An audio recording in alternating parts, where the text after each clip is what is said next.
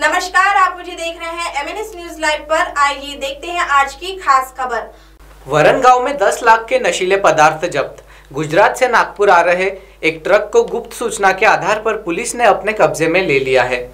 Truck में तंबाकूजन्य नशीले पदार्थ होने की जानकारी वरनगांव पुलिस को अपने मुखबिर से मिली थी, जिसके बाद पुलगांव रेलवे गेट के पास ट्रक के साथ करीब 28 लाख रुपए कीमत का माल जब्त किया गया।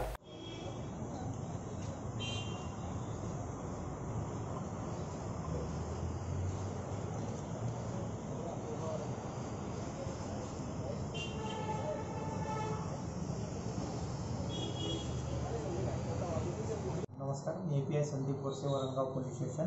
दिनांक 4/7/2020 शनिवारी पहाटेच्या सुमारास एक गोपनीय माहिती मिळाली होती की वरनगाव पोलीस हद्दीमधून एक ट्रक मलकापूर नागपूर या भागाकडे जात आहे आणि त्याच्या याच्यामध्ये प्रतिबंधित सुगंधित तंबाखू जो खर्यासाठी किंवा गुटख्यासाठी वापरला जातो याची वाहतूक होत आहे।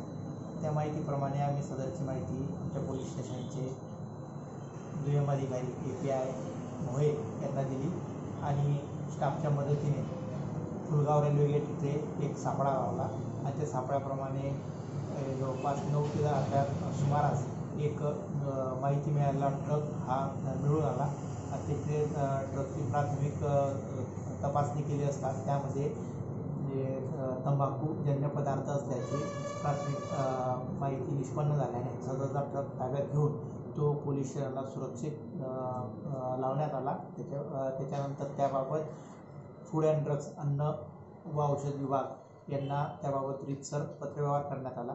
आज रोजी अन्न व औषध विभागाचे निरीक्षक हे त्या अनुषंगाने पोलीस स्टेशनला आले। त्यांनी त्या ट्रकची पाहणी केली व 2 पंचांच्या उपस्थितीत त्या ट्रकमध्ये असलेला मुद्देमाल हा पडताळून पाहिला व त्यामध्ये त्यांना महाराष्ट्र शासनाने गुटखाबंदी परिपत्रकान्वये बंदी घातलेला सुगंधित प्रक्रिया केलेला तंबाखू हा त्याच्यामध्ये त्याच्या जवळपास 25 गोण्या हा मिळून आलेला आहे। जवळपास 1000 ते 1100 किलो हा तंबाखू आहे। त्याच्यामुळे सदर प्रकरणी अन्न व औषध विभागाचे निरीक्षक श्री सावंत साहेब यांची तक्रारीवरून गुन्हा दाखल करण्याची प्रक्रिया चालू आहे। सदर प्रकरणी आता पाहतो 10 लाखाच्या जवळपास मुद्देमाल व 18 लाखाचा 10 चक्का ट्रक इतका मुद्देमाल हा जप्त करण्यात आलेला आहे आणि 2 संशयित आरोपितांना ताब्यात घेण्यात आलेला आहे। पुढील तपास चालू आहे। आघाड़ी सरकार के कार्यकाल के बड़े अत्याचार। केंद्रीय मंत्री रामदास आठवले ने महाविकास आघाड़ी पर आरोप लगाते हुए कहा कि महाविकास आघाड़ी सरकार के सत्ता पर आने के बाद दलितों पर होने वाले अत्याचार भी बढ़ रहे हैं। इसलिए दलितों पर होने वाले अत्याचार रोकने के लिए उन्होंने आघाड़ी सरकार के विरोध में आंदोलन करने का इशारा दिया है। 11 जुलाई को रिपब्लिकन पार्टी की ओर से यह आंदोलन किया जाएगा। महाराष्ट्रामध्ये माननीय उद्धवजी ठाकरे यांचं महाविकास आघाडीचं सरकार आल्यापासून दलित आणि बौद्धांवरती मोठ्या प्रमाणामध्ये अत्याचार होत आहे। लॉकडाऊनचा पिरियड असताना सुद्धा अनेक गावामधल्या काही दलितांची हत्या झालेली आहे। अनेक ठिकाणी घरं जाळण्याचा प्रयत्न झालेला आहे। अनेक ठिकाणी हल्ले झालेले आहेत आणि हे सरकार आल्यापासून दलितांना संरक्षण देण्यामध्ये या सरकारला पूर्णपणे अपयश आलेलं आहे।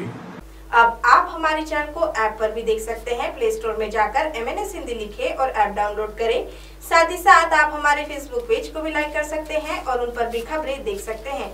लिंक ट्विटर, हाइक और इंस्टाग्राम पर भी आप हमारी खबरें देख सकते हैं। आप हमारे चैनल को यूट्यूब पर भी देख सकते हैं और इसे यूट्यूब पर सब्सक्राइब करना बिल्कुल भी ना भूलें। फिलहाल वक्त हो चला एक ब्रेक का। ब्रेक से लौटने के बाद देश और दुनिया की तमाम बड़ी खबरें देखने के लिए बने रहें MNS न्यूज लाइव के साथ। नमस्कार।